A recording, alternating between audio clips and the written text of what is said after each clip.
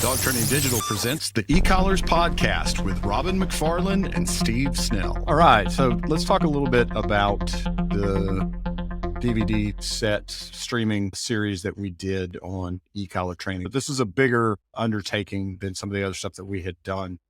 And this is a 5-set DVD and covers an enormous amount of training with some dogs that we did from start to finish. It was kind of an interesting first time we had done some stuff. It's called Ecollar Training with Robin McFarland.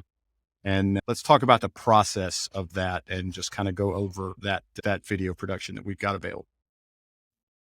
Yeah, it certainly was the most fun project I think I ever did. It was a big project for all of us, for everybody involved, obviously. So what we decided to do is we really wanted to show people, how do you go from a green dog, a dog that has no e-collar experience, or even a dog that has very limited training in general, and go to a point where you trust the dog to be off-leash reliable, that you can recall the dog. How do you work through distractions, that kind of thing? And how do you do it with dogs of different personality? So the project evolved into, let's go into a shelter and let's pick out a few dogs and make sure that they have differing personalities. And then let's just film them over the course of time. And my thought process was, as a general rule, I set a time frame of about 3 weeks for myself when I'm training a dog to know that I'll be able to run him off leash and call him back. Usually that's about what it takes for me to build reliability. So we took 3 dogs, different personalities, pulled them out of shelters, didn't really know too much about their background. You're laughing. I'm sorry. My favorite part of the entire process was when you came down here. So we shot the video down here, but you brought 2 of the dogs with you. You brought 2 down, and then we picked up one at a local shelter. And part of the deal was that you could not train the dogs until they got here. We wanted everything on video from start to finish. And I think it's the most frustrated I have ever seen you after a car ride and having to exercise these dogs on the road and not being able to, I think personally it showed an enormous amount of self-control that you were able to go that many hours with a dog and not actually train it, because you were ready to go as soon as you got out of the car when you should have. I mean, you were like, get your camera, we're starting right now. Yeah. That was after a 14-hour drive. Well, yeah, 2 dogs plus mine. So I had to air all 3 of them, and no slip collar, no anything. I just had a snug flat buckle on them so that they didn't escape, because I thought, holy smokes, what happens? One of them had a bit of a stink eye for other dogs. So yeah, by the time I got out there and got out of my car, it's like, you guys push the green button, we're going, because I can't go another minute without doing something with these dogs. So let's talk about the dogs. So it was 3 different personalities, and tell me what you remember about them. Well, I reached out to the local shelter here in Dubuque, and I told them of the project we were doing, and I had made the commitment. Everybody I talked to, the commitment was, I'll adopt them. Personally, they will be my dogs. Know that they're going to eventually go on to a new home, but I will adopt them. So I was taking on that responsibility. But when they got back to me, they said, we have one here that it has had a hard time getting placed. She's very intelligent. She's some sort of healer, cattle dog type of thing. And she was an owner surrender, and she'd been there quite a long time, and they were having a hard time with her. So I said, yeah, okay. I took a look at her and I said, yeah, okay, I'll take her. She obviously ended up being, despite what you see sometimes, I think, on that video and you watched it, she ended up being the hardest one, not necessarily to catch on to the training. She came around really quick, but she isn't a dog that wanted to do things for you. She had her own motivations about a lot of things. And that was Brandy. So she was a dog that in my opinion, Steve, she really was the type of dog that shows this is a dog that you have to really work at it to build a partnership with this dog. She is not going to give herself away easily to anybody. So she was a little bit of a challenge. And then another shelter, there's the next county south of me, they had a dog that I fell in love with and really thought about adopting her. And that was Grace. That was the black shepherd, maybe Malinois mix, not sure. She was the one that was a little spicy toward the cameraman and stuff. She was a little reactive. She was lovely to work with. Yeah. There were a couple of times I thought Rob was going to get it. He would come in for these close-up shots, and she would just kind of come a little unhinged. Yeah, she did. She did came a little she did. She was the perfect example. Now that we're talking about that, I think she's a perfect example when people say, "Oh, you can't use an e-collar on an aggressive dog." Well, she displayed aggressive behaviors. She wasn't an aggressive dog. She was just had limited exposure to life. And once she got used to things and I got her working, and she was just a wonderful sharp dog to work with. So she's in there and it shows you, like I said, dealing with some of that reactiveness, how you kind of get that dog rolling and get them on board. And then, so those are the two that I drove down with. And then when we got there the next day, you took me to the local shelter down there in Starkville and we got Bonnie. That's where we got Bonnie. And Right. Bonnie was absolutely opposite side of the coin from the other two. She was real ready to get out of that kennel and she did a lot of pulling on leash and stuff, but we saw all those submissive behaviors, the crouching low, some nervousness, kind of freezing up type of things. So she was that other behavioral characteristics that we really wanted to help people understand. Collars are perfect for a dog like her too. And it was really fun. If you remember some of the stuff, once we kind of bonded with her, and of course we did that through the training, that we then found some things that really motivate her. If you remember when we were playing with the flirt pole and flirt pole, Oh and yeah. how she just came Right. alive. Yeah. Yeah, So we got some really good clips of her on flirt pole. So yeah, three different dogs, different personalities, and like I said, the one was owner surrender. The two other ones had no previous ownership that any of us knew about, so didn't have any previous learning history. And we took them from what you see in those videos of just kind of out of control behaviors, nuisance behaviors. Got them walking on a leash, nice, holding sit stays, doing place down stays, running off leash, recalling. We showed a lot of problem solving things too, with jumping up and play biting, and well, we can talk about some of our little oopses, the blooper reel, Yeah. some of the stuff that we had on there. Well, to me, it was an interesting take because you had these three different dogs that all showed different, each one of them had different challenges. But and the taken dogs that not only had zero training, it was dogs that had been in situations where they just weren't getting an enormous amount of work whatsoever. Yeah. And so to me, it's a good example of showing what can really be done quickly. We did have our fair share of mistakes and fallbacks. Tell us about the pizza. Tell us about the pizza. The pizza story to me is still my favorite. And I think we got a pretty good video clip of it. I think we did. Yeah, the pizza story. So what we were doing, we had some basic foundation built with the dogs. And so then we were starting to do some of the problem solving things. And so we were talking about a leave it command. And so leave it, what I try to define with my dogs is leave it means that is absolutely off limits. You're not allowed to touch that. And so we were working, as we try to do, we always try to paint this whole concept into what's a real life scenario.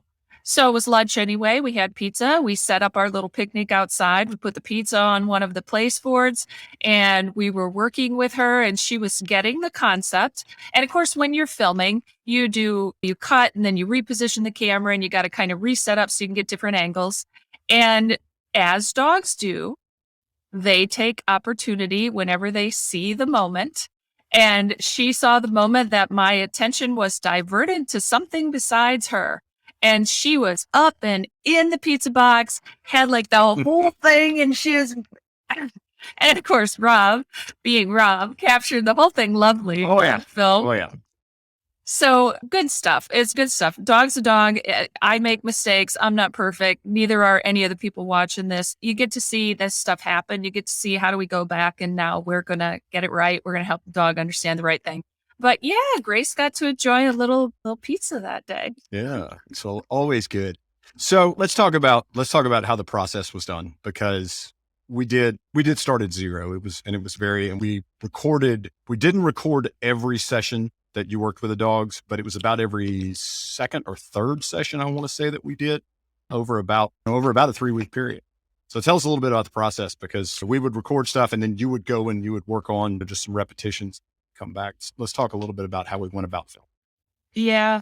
So it was important that people can see the process. And by seeing the process, I mean, how do you start with one behavior and build that behavior? And then what's the process before you go to the next level? You either go to the next behavior or you go to the next level of reliability with that. So we made sure to always film the first sessions anytime I started a new behavior. I wasn't working on things in between. So you see always when I'm working something in the beginning, how I'm getting started, how I'm problem solving those things with the dog. And then I would practice 1 or 2 more sessions in between the next filming with that dog. But you weren't And so that you weren't so adding anything to that. You were just doing repetitions. I was just doing repetitions. So I was just doing reps with the dog. And then when we'd come back, we'd say, okay, we've had these reps. Now let me show you what's the next thing? Are we going to add more distraction to this behavior? Are we going to add more distance to this behavior? Are we going to start adding a new behavior? How has the criteria changed? But all of that was filmed too. So nothing was done behind the scenes that would have a viewer miss out on an important piece of information. They're seeing all of that raw footage that is necessary to go through the same sequence that I took these dogs through. All right, let's talk a little bit too about how we showed stimulation. This was something new that we started doing that I think is really neat. And let's talk a little bit about the little green dots. Yeah, the little green dots. So huge advantage. I had done some work on my own, privately, just on my own years and years ago, which is partly, I think, how we got to know each other. I had done some videos because I felt that it was important stuff to put out there, but I had zero ability to do anything technical. So every time I was pushing the button, I'm trying to articulate to the viewing audience, oh, tap. You guys came in and said, hey, we can fix that having to say tap, tap all the time. We can actually put an audible on this thing so that in real time, people will hear an audible signal. So they'll know when you're pushing the button. They'll hear the difference between a momentary stim and a continuous stim, which is a huge piece of the puzzle. And not only did you guys offer the ability to put audible, you have a visual as well. So if somebody's really a visual learner, they're hearing the feedback and there's a green icon in the corner of the screen. So it's showing all of these things in real time. So you know exactly what and when I'm pushing the button, how I'm doing it. I think that's a neat process for folks to see because I'm not sure especially if you're doing it, one of the goals when you're training with a remote collar is not to make it incredibly obvious to the dog that you are doing something. You don't really want to, you'll see some folks raise their hands sometimes, or they'll make some sort of gesture that shows that they're doing stimulation. And that's something you really don't want to do in real training from the standpoint that you don't want the dog picking up on that visual.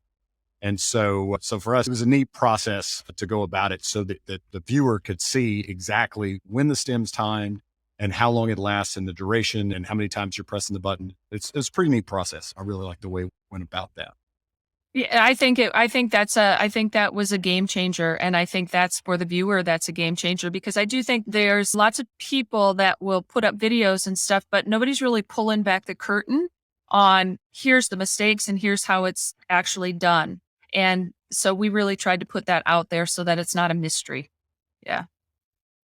Okay. Well, let's talk a little bit more about, so we started at the beginning with these dogs, but what were you trying to cover? What were the goals of the training in this? And what were you covering to get a dog from zero to off leash in that short, what I consider to be a really short period of time?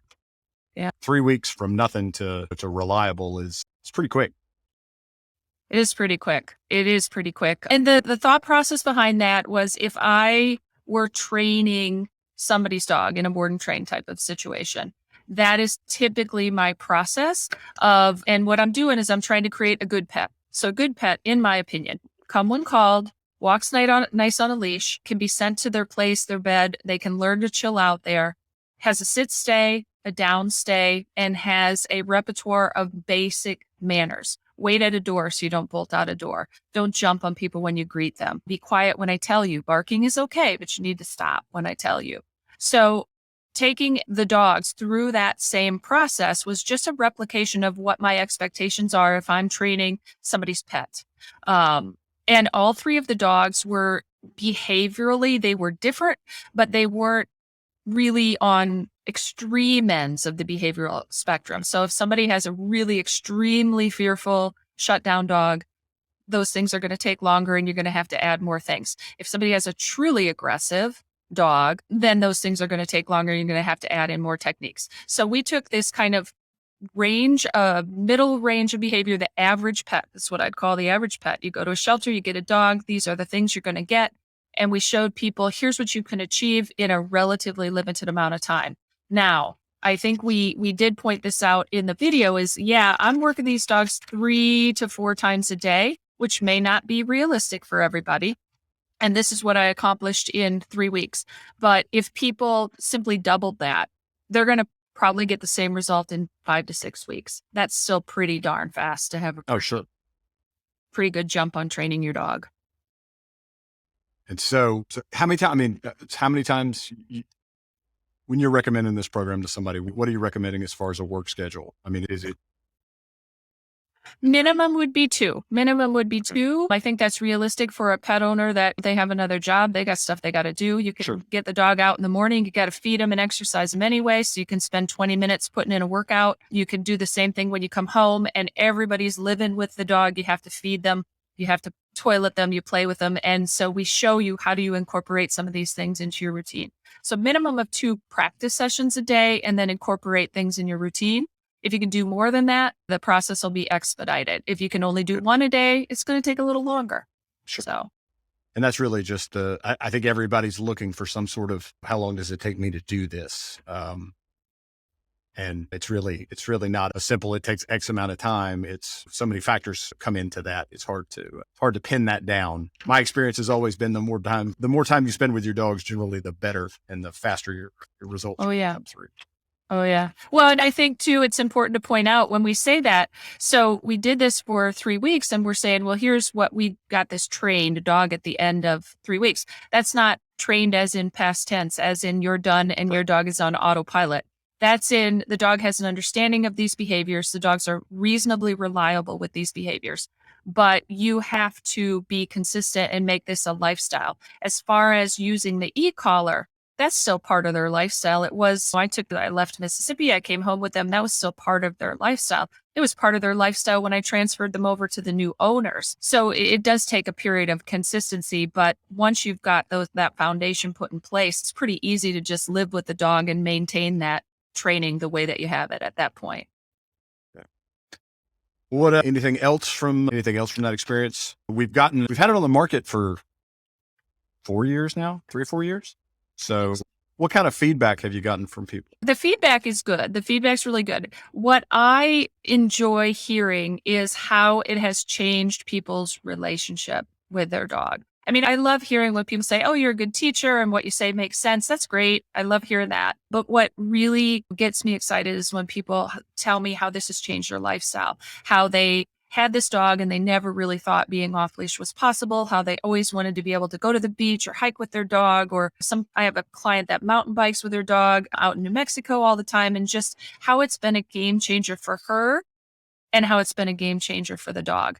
Those things they make it entirely worth everything that we've put into this, is hearing that feedback. So those are very rewarding. It's also interesting, and maybe you see some of this, maybe you hear some of this feedback. It's interesting to me sometimes when people that have had a long history of training, they've used Ecollars for quite a long time, pick up this DVD and have commentary, and they say things like, I'm pretty good at what I do, but I actually picked up a little tidbit or two from you that was valuable. So that's always nice to hear. There is that crowd that, once again, to me, your techniques are different from a lot of people's e-collar techniques from the standpoint that they do not teach with the collar. They train and then they overlay the collar into the process, where you actually teach with the collar. And so to me, it's a different process. I think it's faster. I think it's more comfortable for the dog and it's more comfortable for the user. And so I think that's kind of what I've heard, because you will still, and anytime I put something out or I talk about training with the collar, you will still have people say, you cannot do that. And that's just not true. You can do it. You have to have the right collar to do it. You have to understand the concepts, but you can, that is pretty much the foundation of your technique. And so I think it's something that people do find incredibly comfortable, especially if they don't have a background in training with remote collars. It's a great way to start.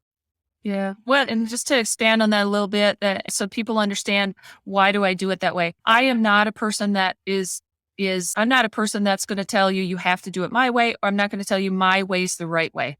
I think there's ways to train with this tool. There are people that have been doing it a long time. There are people that are wonderful trainers, produce incredible, reliable, beautiful working dogs. The reason I train the way that I do is I'm in the pet game, and I when I got started with collars, I wasn't about to tell people, look, you're going to have to do 6 or 12 weeks of training or 8 weeks training, whatever, first, and then we're going to put a collar on your dog. We're talking about some very basic things: movement toward me, movement away from me, and stationary behavior. This is not rocket science. I can teach a dog to do that with the collar incorporated at the same time. I don't need to do 2 separate pieces. There is nothing wrong with 2 separate pieces if people want to do it that way. Right. It just doesn't have to be done that way. And that's what this entire program is about. It's how to do it that way. And so it is something that it pushes people's thought process behind the tool. There are some folks that have to open up a little bit to see, but this was designed for new users more so than anything else. And it is a complete program, and it is a start to finish how to get these basic concepts for your dogs. And so we've been really happy with it because it takes the mystery out of how to use this product and where, what you can do and how quickly you can do it. And I really enjoyed the process mainly because it was neat to see the entire process, because I got to watch you take these dogs that were incredibly out of control. And by the time we were finished 3 weeks in, they were pleasant to be around. And it was an enjoyable process, and it was neat to watch, especially to see the actual training. So many times we see videos that are obviously trained dogs and they're just going through the motions, where these dogs, it was painfully obvious at times. They did not know what they were doing. Yeah.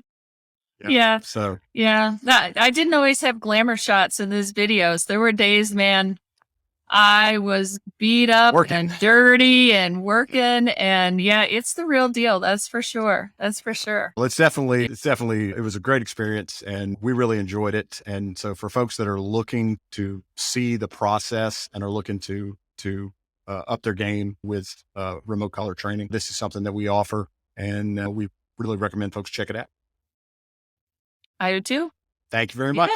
Thank you. Thanks for joining us. For more information or to purchase Robin's online dog training programs, visit Ecollars.com.